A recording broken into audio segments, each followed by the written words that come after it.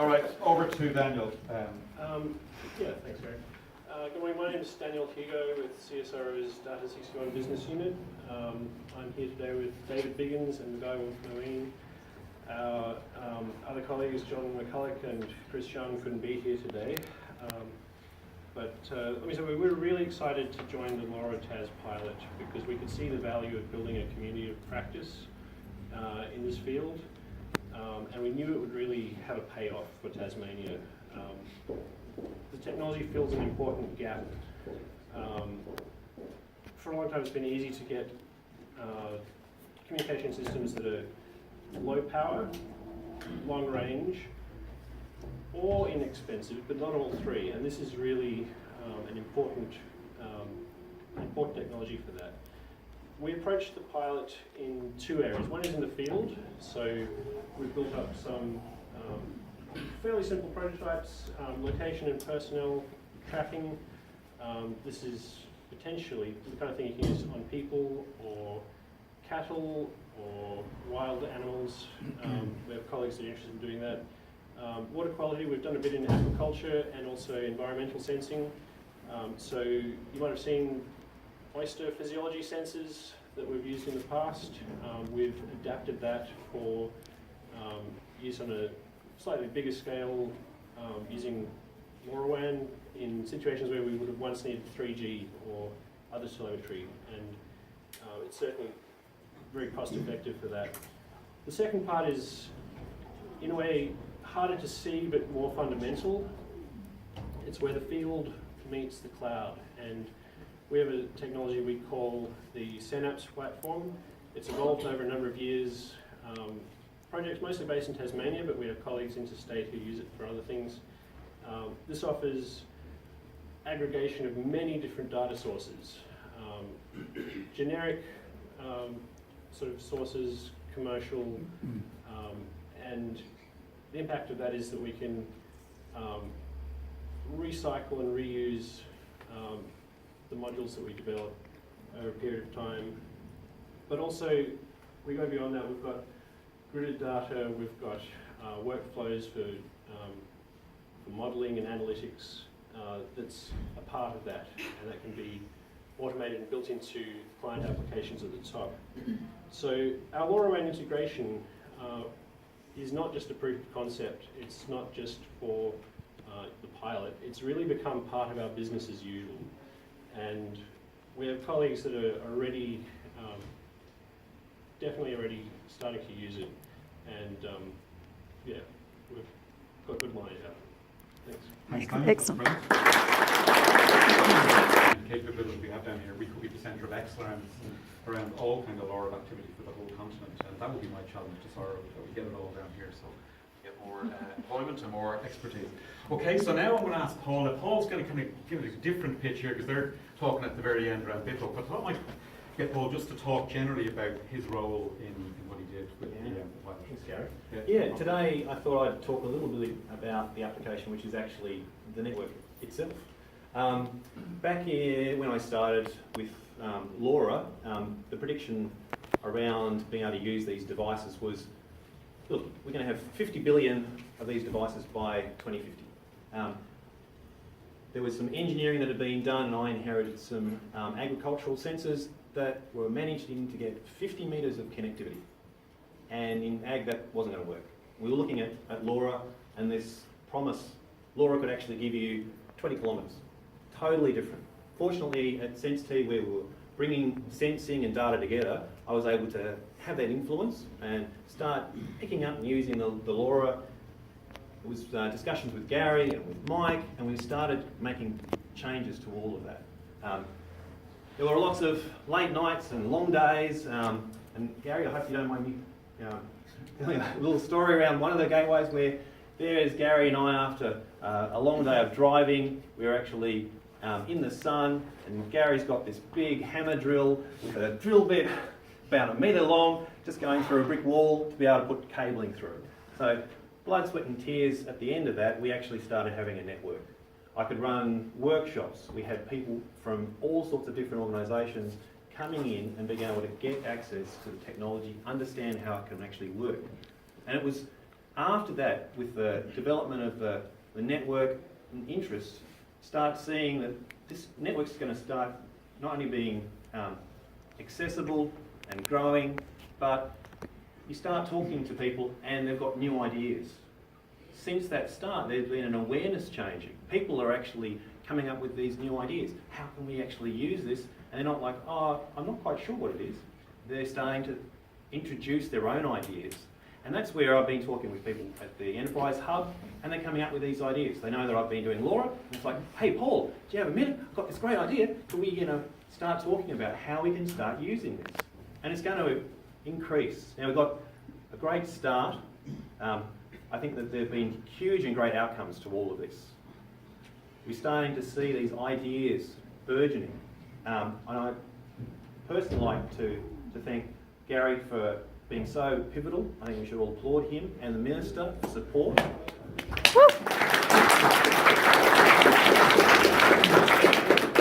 Now I'm lucky that part of my journey, when I started this, I was at SenseT. I've actually got founders, and we've got a company separate from that. I'm not at SenseT anymore, and that's one of the other things that's happening. These commercial outcomes can come out of this. So thank you all. Thanks, Paul. Thanks, So I'd like to call on Michael. First of all, I just want to call Paul's a great friend, and this has been a friendship journey as much as everything else. He's been a real stalwart to me over the last couple of years. I greatly appreciate that. Michael from SenseT to talk about what they're doing in the university side of things.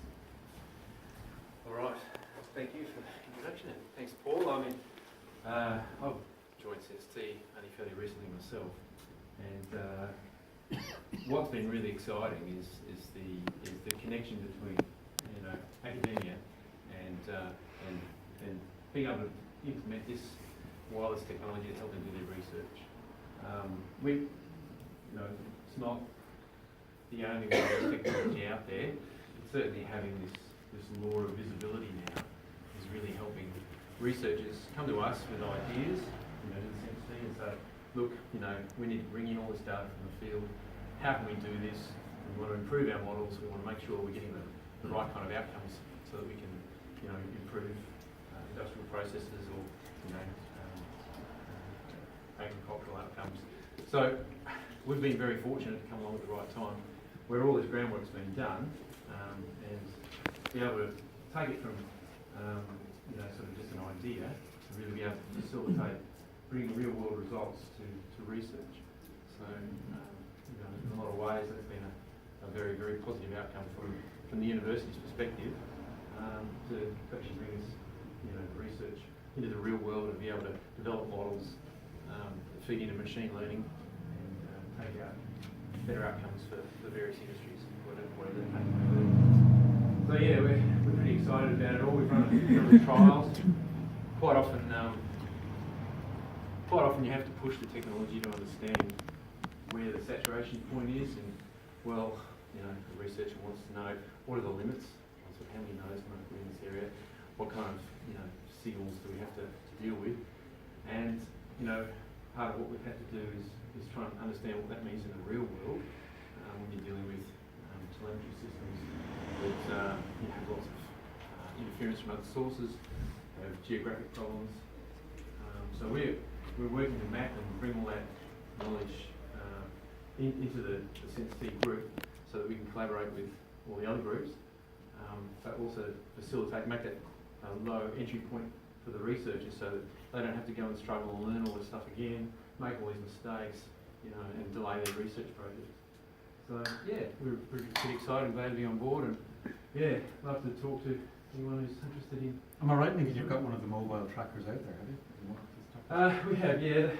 These are sort of data test systems, but we've got a mobile gateway effectively, which allows us to LoRaFi anywhere and hook up the satellites if we want to, and get data in or out of any sort of place where we need to grab data off a field or some sort of external agent. So yeah, we've got a couple of little units there which are pretty much configurable to any network, but typically, the LoRa has been one we've been focusing on, so I'm really excited by it. Thanks, Michael. Thanks,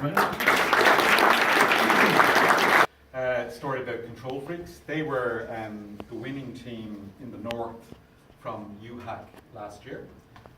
Brilliant bunch of lads. They've been working on, we provided a gateway up in Railton, and they've been looking at ways how irrigation and dam management can be done by them.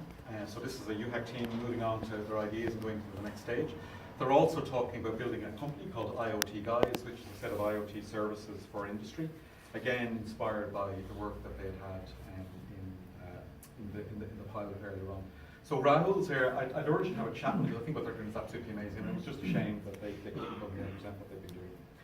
So now I'm going to ask Chris. I met Chris. He was one of the early collaborators on the project, very early stages when we got going. He got very interested. He was doing things with Wi-Fi in home energy and efficiency. And he's going to tell us a little bit of what he's done with LoRa. Thanks, Gary. Yeah, I'm Chris Luck. My interest in home efficiency and automation, I have a previous background in electronics, which has always been an interest, but I'm now a structural engineer, so I sort of took a different path. So this all to me now is more of a hobby. What started out for me along this line was it was an idea where I wanted to know whether my garage door was up or down from any location. So some of the little commercial-based things that you can get didn't quite suit me. I wanted to get right into it and customise it all myself. So it eventually moved on from that, and I've got geo-fencing so that I move out a certain distance and it sends an alarm to my phone and that sort of thing. So that was really good. I've also extended it a little bit so that it gives me temperatures around home, humidity. It gives me current and sensing monitoring of my solar hot water, the heat pump, current drawn by the heat pump. I'm using calculations within the controller to give me costings on a couple of different tariffs, tariff 41, and I'm comparing that to the other tariff, tariff 93, to see what would be best for me moving forward, which tariff I should be on. And at the moment I'm working on some damper controls for the ducted heat pump. So the controller itself is a rules-based system, so it can do some quite complex algorithms and decision making. All the smart sensors at the moment are Wi-Fi sensors connected back to the main controller, but they have fairly high power requirements and really short range. So if I want to increase the coverage, so I just live on a normal sized block, if I wanted to increase the coverage out of my boundaries, the Wi-Fi network won't be any good. So that brought me here to the LoRa technology, which has got much less power requirement and longer range, up to several kilometres, as we've heard. So really, I was happy going along on my own, but hearing about LoRaTAS and the pilot, it's really introduced me to the capabilities of what the LoRa network can do, and hearing from all the people and seeing their displays, it's pretty incredible what's going to happen, and possibly open up options to extend the capability of my system. Thanks a million, Chris. So Simon, if you want to come up, I don't know where you are. Simon, again, an early adopter of and sort of innovator with the pilot. He's doing some fabulous stuff. Very open source orientated. He's already put some lovely stuff up on GitHub for the techies out there. Simon, over to you. Yes, I'm Simon. I'm a lecturer at Worldview Centre for Intercultural Studies. I'm going to tell you how we use LoRa to help one family sleep. I went down to the Linux Conference Australia last year and caught a 5-minute talk from Paul, and was it even Gary? Did a 5-minute talk on LoRaTAS, and I came back very excited, thinking this is a brilliant solution. Geek that I am, I thought, and what problems can I apply this to? That's probably the wrong way around, but there it goes. At our college we have a farm. And I was talking to the farmers, is there anything we can do in the area of remote sensing? And they said, well, we live here in the farmhouse, and every day in the summer we have to head down at about 5 p.m. to the pump shed rushing the cows out the way, walking through the paddocks to turn on the pump. And then well, the pump runs for 8 hours, and we have to walk it down all the way again in the middle of the night and turn the pump off again. Is there a way we can use this to help us? So the first thing I did was set up a little sensor. I mean, they looked at getting a 3G solution, and the costs were coming in about $33,000 to set it up, $30 a month operating costs. And it's kind of one of those things where you think, well, it's just sleep, it's not really that much of an annoyance, we can live with it. But I set up a sensor in the paddock, temperature sensor, so that as it gets cold, it sends a alert over LoRa to a server in the farm office, which then sends a little SMS to the farmer. It's getting cold. It also sends a signal down to the pump shed. We've rigged up a switch in there, again across the LoRa network, turns on the irrigators, starts to irrigate the fields. We put turbines and little flow meters in various points on the irrigation system so that they could see how much water was going through the system.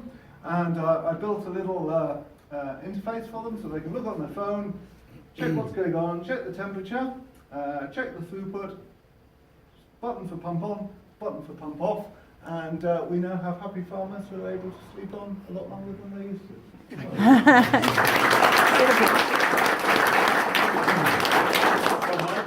Barry, yeah, come on up.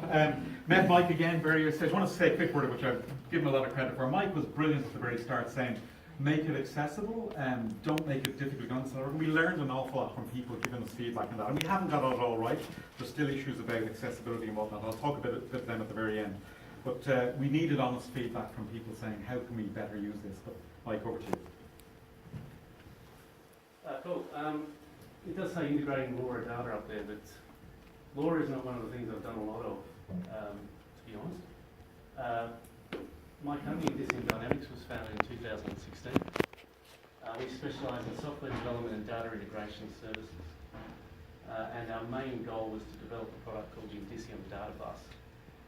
Now this product is where we talk to LoRa and we talk to other platforms. And we basically say, well, you've got a source of data, and that might be LoRa, sensors on LoRa networks, it might be Sigfox, it might be out of Telstra's Cumulosity platform, whatever it may be, and you want to get that to somewhere. And that somewhere might be the cloud, it might be a SCADA system, it might be onto an app, wherever it may be. So our product basically allows us to easily connect with different sources of data, run it through a pipeline and process it and get it to a destination. So some recent projects that we've worked on, we've done one up in Launceston where we had a client with a SCADA system. They had data from all over the state. They needed to get that data somewhere where they could actually use it, report on it, view it in real time. And so we used this product to hook into that, grab the data out, put it into Azure, or Azure if you're American, and then they can access it through Power BI to do their dashboards and reports. We've done another one where we've actually had an IoT platform, similar to LoRa, I suppose, but Cumulosity for Telstra, that was collecting a whole bunch of different data, and then that needed to go to a client SCADA system so they could actually use it in an operational sense. And we're just finishing off some projects doing some real-time apps where you can view real-time power station data on a phone, which is not for operators but more for community engagement, so people can see how much real renewable energy is being used on their island, and doing some projects around integrating LoRa with SCADA so that you can take advantage of this huge new cheap technology, long-range, low-power technology, thousands and thousands of sensors, but actually bridge that into a operational system where you can use it for making decisions on the fly. Awesome. One of the things I love about what Mike is doing is it shows that broader picture, that LoRa isn't out there on its own. It can be used in conjunction with lots of other things, and that's what I was saying earlier on, is that no one should feel threatened that we can do innovation with LoRa. It fits into a bigger picture of IoT. And remember, 50 billion devices connected to the internet over the next couple of years, potentially hundreds of billion devices over the next couple of decades. The jobs, the data management, the algorithms, the AI that comes out of that are all crucial, and we need to prepare for that looming opportunity. So I'm going to ask Fiona to come up. One thing, Fiona's a brilliant person. I hope we get to work a lot with her in the future. But what I realise with Fiona is that she tells you what to do. I just think she's brilliant. Fiona, come on up and tell us what you're at. Hi everybody. I'm pretty bossy. So I want to tell you a little story. So I moved down to Tasmania. In my day job, I work for a company called Newcons. We do IT consultancy. We do really cool innovation projects, R&D, Industry 4.0 kind of stuff, which is really cool. So I'm lucky I get to do something cool. But then I bought a vineyard. So in my nighttime job, I run a vineyard and do viticulture. But I also took on the job of QA, because it's very, very important to sample every second bottle, just in case, quality product. During one of these nights that I was doing a bit of quality control, I might have been into the 4th or 5th different variety maybe, I was going, God, I don't have enough time in my life, like how am I going to cope with all of this? And that's when we came up with an application called AgroSense. Next morning I got on the phone with some developers that I knew, and they jumped on board. So basically what we want to do is change the way people deal with vineyards. We're very reactive, we're very excessive, and it takes up a lot of time, it costs a lot of money. We want to be agile, we want to make data-driven decisions, and we want to bring efficiencies that way. So we started on the journey, and we tried looking for IoT-based technologies that were out there. We found that all these black boxes were like $2,000 a pop, not scalable on a vineyard. So we went through and we started to build some stuff ourselves, and little boards like this. As soon as we get a little bit bigger, I'm going to give Mike a call wherever he is, because my soldering, especially when I'm doing quality control, it's not very good. So we built a whole lot of textual sensors, which we call our base sensors, and what those sensors do is they set up a smarter chain of events. So they're chirping away all the time, giving us information like temperature and leaf moisture, and is there smoke in the air, and is there a frost event happening? And then that sets off a smarter sensor, like a drone, imagery, infrared cameras, that then give a live feed of data so the farmer can actually change things and be agile during an event. We then also do things like have our platform where we can do computer vision, we can pop up areas where there's disease, and the farmer can go to that location and actually address it straight away without actually walking all the rows all the time.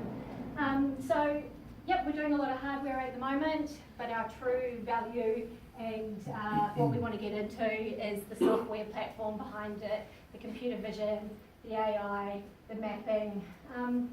Yeah, so that's AgroSense and the journey. And AI and what we can do. I just want to say that this Bitfolk and the guys, I know them quite well. We've worked closely over the last year. As I said earlier on, this is one of the most exciting things I have seen come out of the work since I've been here. A lot of people don't appreciate that in the world of sensing and data, we're going to go into the AI world. It's going to drive that in a different kind of way. And one of the challenges they have is how do you do AI at the edge when you've got low computation and low power? And lo and behold, these guys have an amazing solution. So, beautiful. Thanks, Gary. So, yeah, with me now, and with Peter here, we're a bit woke. What we've created is a new way of doing AI that allows it to be on those devices that are low computing, the end devices that you carry. So it's secure, it's small, and it's efficient. And what the AI can start doing is it can start predicting things. So we're looking at solutions where the sensor information is coming in, but at the local level you can start processing that. The AI starts to be able to understand what's normal and understand what's not normal. And where that becomes important is across lots of different industries. So for instance, we're looking at independent living, and where you can actually start to get a baseline of what a person's behaviour is, which means that when it's outside that, you know that something might be wrong. That could be your mum, that could be that she's starting to have something where she's forgetful and she might need to have some help. So for my own case, when we've been doing testing, I connected up these devices to my kids' scooters. So the kids go out into the neighbourhood, they're around 10 years old, and they go to the park. And I could actually watch a tracker, and the actual devices track as well. So I could watch the tracker, and off they'd go, group with them, all together. Each scooter's got one of these trackers on it. And suddenly they'd stop. And you wonder, okay. And then they keep on moving, and it's all okay. What our AI can do is it can pick up the other types of sensing. It can pick up if they've had a fall. It can pick up all of the types of activity, and that becomes a wearable. That could become a heartbeat. That could become all sorts of other things. A sensor that's in a vineyard, is it actually just being run over by a tractor? Can you trust it? So we also do cyber security. So part of the AI can start to learn if the devices are acting normally or acting abnormally, and you can start getting better assurance of that. So one of the things that that we're actually overall looking at is we've got a range of different industries. So yeah, so thanks, Paul. So I think sort of talk about this, the IoT side, as Gary said, there's billions of these things coming. And what we're finding as we talk to partners and customers is generating so much data.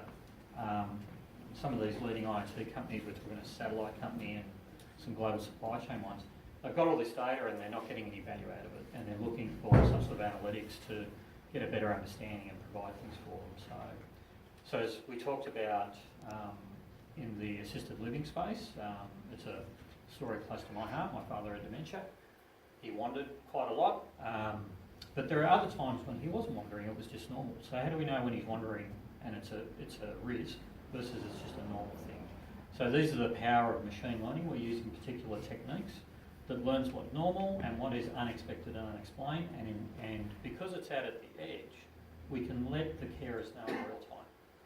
So that's what we're doing in healthcare, working with professors out of Monash University and Menzies here in Tasmania, and talking to local GPs for people that want to keep their loved ones at home. It's actually better to keep them at home. So these are the things that you get with this collision of machine learning, AI and IoT technologies, because we can do it on tiny devices that people can wear that are cost effective. And then the other, on the cyber security side, they call this cyber vulnerability. And unfortunately, the number of threats is growing faster than we can keep up globally. And with IoT, that's just going to explode. And this ties back to our healthcare wearables as well, is how can we trust all these devices? Because we need to trust them if we want the information there. So it's great when it was PCs and we run these big IT shops and we control them all. But what do you do when you've got millions and millions of types of devices? So traditional security solutions for that don't really work. So we're actually chasing an opportunity with Homeland Security in the US around that, where they're looking for the next generation of identity assurance and anti-spoofing, where we can detect something's going on. So whether that's for a drone or a firefighter's smart wearables or sensor platforms, how do we know we can trust that and the information? So during an emergency situation, we know it hasn't been hijacked. How do we know that drone is still under our control? So this is very important for the safety and security of the community. So these are some of the opportunities that we've seen in just a few months. And it wouldn't be possible without having this. Having spent quite an amount of my time in Silicon Valley, there's a lot of ideas around. You need to go beyond ideas. They want to see some basics working and a bit of traction that you can do more than an idea. And I think what we've got here in Tasmania, and thanks to Gary and the Enterprise folks and Honourable Minister for incubating this environment, it's allowed a startup like us to bootstrap and actually create enough of that to get that sort of interest, not only in Australia but internationally. So I want to thank both of you for that so much. And it's really a huge commercial opportunity for startups in Tasmania. You can think of where IoT is, it's like when the App Store came out, we're at a place where there was no market for apps in an App Store when these smartphones came out. That is what's coming with IoT. There are going to be millions and millions of startups that are building, the equivalent of an app for IoT devices. And you're seeing all the big guys just starting to come out, Google and Amazon. They're all starting to talk about it because that's the next big wave that's coming. Right. So I can just say to everybody here, whether you're industry or a startup or academia, the government, it's a really great time to transform how you operate, and we'd love to have a chat afterwards here about some of the stuff we're doing, and thanks so much again.